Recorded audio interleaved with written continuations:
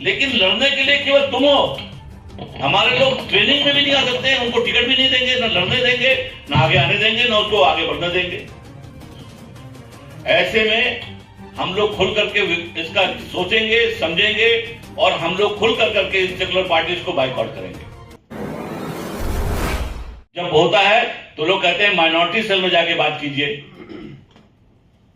और उनको पता ही नहीं कि वीकर सेक्शन से कभी बात करना है। या ऑर्गेनाइजेशंस के इतने सारे मुस्लिम ऑर्गेनाइजेशन है, क्या आज वो कह सकते हैं किसी एक मुस्लिम ऑर्गेनाइजेशंस के लीडर से या किसी एक मुस्लिम ऑर्गेनाइजेशंस के ऑफिस में कभी उन्होंने जाकर करके किसी से मुलाकात किया हो और बात किया हो? लेकिन फॉर ग्रांटेड जो ले रहे हैं, इनको ये समझ में आएगा और इस इलेक्शन में भी समझ में आएगा। हमारी आबादी 60% से ज्यादा है पूरे हिंदुस्तान में, और मैं दावे के साथ कहता हूं कि हिंदुस्तान के स्पेशली नॉर्दर्न इंडिया में, यूपी, बिहार, झारखंड, वेस्ट बंगाल, आपको राजस्थान, मध्य प्रदेश, महाराष्ट्र, कोई ऐसा पार्लियामेंट्री स्टेट नहीं है, कोई ऐसा पार्लियामेंट्री कॉन्स्टिट्यूंसी नहीं है जिसमें अंसारियों की केवल आबादी जो है 1 लाख से कम हो। मैंने खुद पूरा डेमोग्राफिक स्टडी करके मैं कह रहा हूं, कोई बिल्कुल विद फुल रिस्पॉन्सिबिलिटी में कह रहा हूं। झारखंड के अंदर जितने भी कॉन्स्टिट्यूंसी हैं, झारखंड के अंदर 14 कॉन्स्टिट्यूंसी हैं, वहां पे आदिवासी के बाद अगर नेक्स्ट आबादी किसी की है तो अंसारियों की आबादी है। 14 सीट में से अभी बीजेपी 12 सीट पे है। कहते क्या है कि साहब हम लोग जीतने की प्रोबेबिलिटी देखते हैं। हम तो कहते हैं हम आपका साथ देने के लिए तैयार हैं, आप गारंटी ले लोगे, आप 400 सीट जीत जाओगे, हम एक भी सीट नहीं मांगेंगे आपसे, चलाओ। लेकिन लड़ने के लिए केवल तुम हो। हमारे लोग ट्रेनिंग में भी नहीं आ सकते, उनको टिकट भी नहीं देंगे, ना लड़ने देंगे, ना आगे आने देंगे, ना उसको आगे बढ़ने देंगे। ऐसे में हम लोग खुल करके इसका सोचेंगे, समझेंगे और हम लोग खुल करके इन सेकुलर पार्टीज को बाइकआउट करेंगे अगर हमारे लोगों को नुमाइंदगी नहीं दी गई तो। बिहार में, झारखंड, अभी बिहार का आपने देखा सेंसस रिपोर्ट में अंसारी बरादरी का भी साफ रिपोर्ट आया, one of the largest Muslim section है, लेकिन वहां पे आप उसके बावजूद भी एक टिकट अभी तक किसी को नहीं उन्होंने दिया है।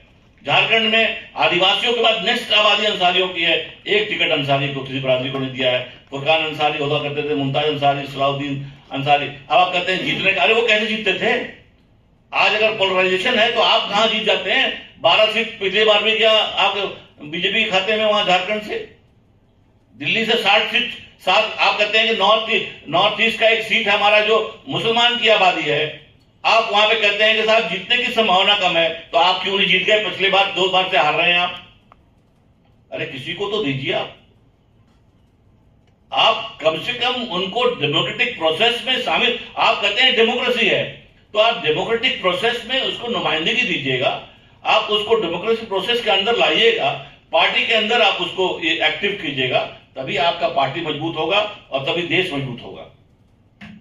अगर आप खास तौर से मैं कह रहा हूं और मैं मांग करता हूं कांग्रेस पार्टी से कि सबसे पहले इमरान प्रताप गढ़ी को माइनॉरिटी सेल से बाहर करना चाहिए। जब तक वो रहेंगे कांग्रेस को माइनॉरिटीज का कभी वोट, केवल वो अपनी गीत और गाने से लोगों को लुभावित कर सकते हैं, 1% वोट कन्वर्ट नहीं कर सकते हैं वो। ऐसे लोगों को आपको सोचना पड़ेगा कि ऐसे लोगों को कैसे माइनॉरिटीज को लाने के लिए आपको उनको शामिल करना पड़ेगा प्रोसेस में, उनको टिकट देना पड़ेगा। हारना और जीतना तो एक गेम है। आप देखिए दिल्ली के अंदर 7 सीट 7 बीजेपी के पास है, तो क्या मुसलमान कोई नहीं लड़ेगा टिकट पे? आप क्यों नहीं जीत गए? आप टिकट देंगे नहीं, कहें हार जाएंगे, अरे हार तो आप भी गए। तो हमारा साफ है, बिल्कुल साफ रवैया है। अगर इस बार लोकसभा सीट में वीकर सेक्शंस को, पासमानदा मुसलमानों को अगर नेग्लेक्ट करेगी जो पार्टी, हम उसके बाद बैठ करके डिसाइड करेंगे हमें क्या करना है। जाए ईडी और सीबीआई को आप फेस करो, हम भी रास्ता देखेंगे। लिंचिंग होता जरूर है, हमारे लिए हमारे नुकसान जरूर है, हमारे लोग कॉम्युनल वायलेंस से मारे जरूर जाते हैं, लेकिन उसमें केवल एक ही लोग नहीं मारे जाते हैं। हमें साफ है, अगर इस कंट्री को डेमोक्रेटिक रखना है, सेकुलर रखना है, तो आपको सभी लोगों को नुमाइंदगी देनी पड़ेगी। हार और जीत अपनी जगह पे, जो हारता है वही जीतता है, और जो लड़ता है वही आगे बढ़ता है।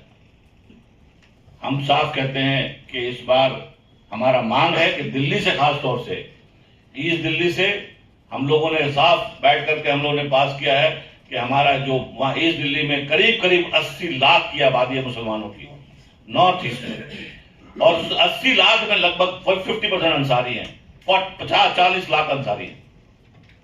वोट का रेशियो भले और कम हो जाए, लेकिन मैं कहता हूं, और हम लोगों ने डिसाइड किया है खास तौर से कांग्रेस पार्टी से, कि इस बार इमरान अंसारी को वहां से टिकट दिया जाए और इमरान अंसारी को हम लोग कैंडिडेट, और इसका पूरा भार मोमिन कॉन्फ्रेंस उठाएगा और मोमिन कॉन्फ्रेंस मजबूती के साथ उस सीट को लड़ेगी। और अगर कांग्रेस ने उसके बावजूद भी नेगलेक्ट किया तो हम लोग अपना रास्ता अख्तियार करेंगे और देखेंगे कि हमें क्या करना है, कौन सी पार्टी सेकुलर। आप यूपी के अंदर देख लीजिए, इतनी बड़ी आबादी है। आप मुरादाबाद चले जाइए, यहां से हापुड़ से शुरू कीजिए, मुरादाबाद से लेकर करके आप पूरा आप आगे तक चले जाइए, बरेली तक चले जाइए, शाहजहांपुर तक चले जाइए। आप इतनी बड़ी आबादी है, लेकिन आपने एक सीट नहीं दिया इन्होंने। खास तौर से एक चीज बहुत साफ है, अभी मैं देख रहा था कि एक देखिए, जब भी कॉमनल फोर्सेस स्ट्रांग होंगे, जब भी ये इस तरह का होगा, तो एक चीज बहुत साफ है कि इसमें सबसे ज्यादा पिछड़े वर्ग के लोगों को नुकसान होता है। और यही नहीं, ये मैं आपको एक चीज बहुत आंकड़े के साथ ये दे रहा हूं, जिसमें बीजेपी ने, खास तौर से बीजेपी ने अब तक बीजेपी ने टोटल सीट जो डिक्लेयर किया है लगभग 402 सीट में बीजेपी ने जो डिक्लेयर किया, उसमें स्वर्ण जाति के लोग 238 हैं, जो केवल 8% ऑफ द पॉपुलेशन है। 90 ओबीसी के हैं, जो 60% पॉपुलेशन है। एससी एसटी तो बहुत मार्जिनल ये में है, जहां पर रिजर्व कंस्टिट्यूएंसी उनको देना पड़ेगा। तो ये खास तौर से जब भी ये कॉमनल फोर्सेस पोलराइजेशन की बात करते हैं, तो इसमें नुकसान सबसे ज्यादा दोनों साइड से, चाहे मुसलमान हो चाहे वो हिंदू हो, वीकर सेक्शंस का होता है। और वो पोलराइजेशन के नाम पे एक ही सब में खड़े हो गए। अरे एक ही सब में हम भी तो हैं, हमें क्यों नहीं जीतते हो? तो हम लोग साफ इस बार डिसीजन लेंगे कि आगे हमें क्या कार्रवाई करना है। और आप हमारे जो पत्रकार हैं, खास तौर से डेमोक्रेसी के एक बहुत एमिनेंट और इंपॉर्टेंट पिलर हैं, जो बिल्कुल न्यूट्रल, जस्ट और सही चीजों को आगे रखते हैं। और मैं आपसे उम्मीद करता हूं कि आप लोग भी हमारी बात को आगे रखेंगे, ताकि हमारी जो लोगों को, और मैं दोबारा कह रहा हूं कि अगर कांग्रेस पार्टी को मुसलमानों का और खास तौर से पासमानदार लोगों का अगर वोट लेना है, तो इमरान प्रतापगढ़ी को वहां से हटाना पड़ेगा। चलिए, थैंक यू वेरी मच। अब मैं अब्दुल रशीद साहब से चाहूंगा कि वो अपनी बात रखें, जो हमारे सेक्रेटरी जनरल। काफ़ी बातें जो है हमारे नेशनल प्रेसिडेंट फिरोज अहमद अंसारी साहब ने बता दी है। मैं 2 मिनट में ये बताऊंगा कि देखिए, आप लोग सब जर्नलिस्ट हैं, जानकार हैं कि हमारा कॉन्स्टिट्यूशन आर्टिकल 14 जो है वो सबको बराबरी की जमानत देता है। लेकिन ये बहुत अफसोस की बात है कि इस मुल्क में पसमानदा मुसलमानों के साथ, जो बैकवर्ड क्लासेस हैं, उनके साथ बराबर नाइंसाफी होती रही है।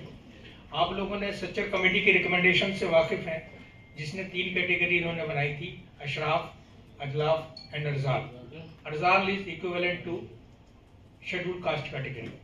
मैं मिश्रा कमीशन में भी था होम मिनिस्ट्री के बाद।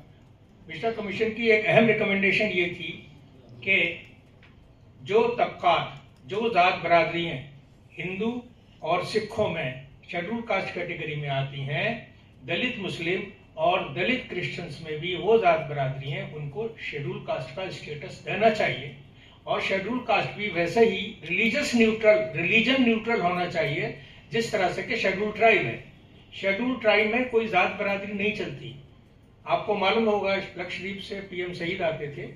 लक्षद्वीप पूरा जो है एसटी बेल्ट है, तो एसटी में कोई हिंदू मुस्लिम नहीं चलता। इसी तरह से मिश्रा कमीशन ने ये कहा था कि दलित मुस्लिम, जैसे मिसाल के तौर पर अगर एक धोबी हिंदू है तो वो शेड्यूल कास्ट है, अगर एक मोची हिंदू है तो वो शेड्यूल कास्ट है।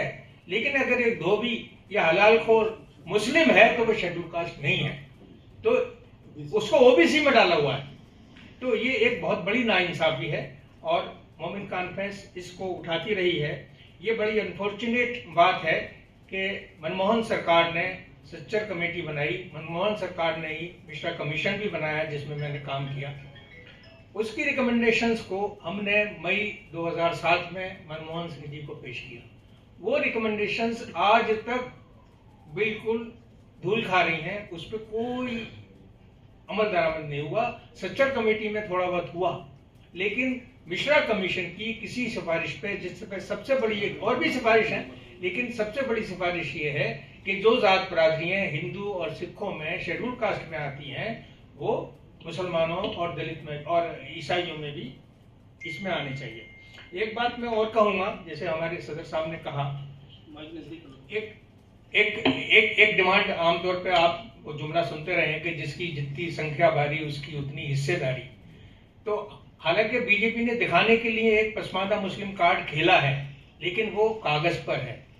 आप लोग जानते हैं कि अमली तौर पर उसमें जो पसमानदा जात बरादरियाँ हैं उनको उसका कोई फायदा नहीं पहुंच रहा है। इसलिए हमारी डिमांड है कि जो ओबीसी मुस्लिम बरादरियाँ हैं, जिसमें खासतौर से अंसारी बरादरी 60% है, जैसे कि हमारे प्रेसिडेंट साहब ने बताया, उनको उनकी हिस्सेदारी, उनकी आबादी के हिसाब से पार्लियामेंट और एमएलए लेजिस्लेटिव काउंसिल में भी टिकट डिस्ट्रीब्यूशन में उनको उसका हिस्सेदारी मिलनी चाहिए। बहुत बहुत शुक्रिया। अब मैं चाहूँगा हमारे वर्किंग प्रेसिडेंट हाजी इमरान अंसारी साहब वो अपनी बात रखेंगे। धन्यवाद आप सबका। यहाँ पे पहले इस्तकबाल करता हूँ मैं। जैसे कि अभी हमारे प्रेसिडेंट साहब ने आपको बताया कि जो आने वाला चुनाव है लोकसभा का, उसके अंदर जहाँ जहाँ हमारी पॉपुलेशन है वहाँ हम अंसारी बरादरी के लिए डिमांड करेंगे। जो सेकुलर पार्टी जहाँ पर आपस में गठबंधन हुआ है तो उन पार्टियों से हम लोग बात कर रहे हैं। और इस बात रही दिल्ली की, जैसे अभी प्रेसिडेंट साहब ने बताया कि दिल्ली नॉर्थ के अंदर, दिल्ली जो नॉर्थ ईस्ट है हमारी दिल्ली के अंदर लोकसभा, वहाँ से हमारी वहाँ पर तकरीबन 8.5 लाख वहाँ पे हमारी पॉपुलेशन मुस्लिम है उस सीट के ऊपर। और उसके अंदर तकरीबन 60 से 70% अगर मैं ये कहूँ कि मुस्लिम ओबीसी साथ में अगर मिला दी जाए तो 90% वहाँ पे पॉपुलेशन होती है मुस्लिम की।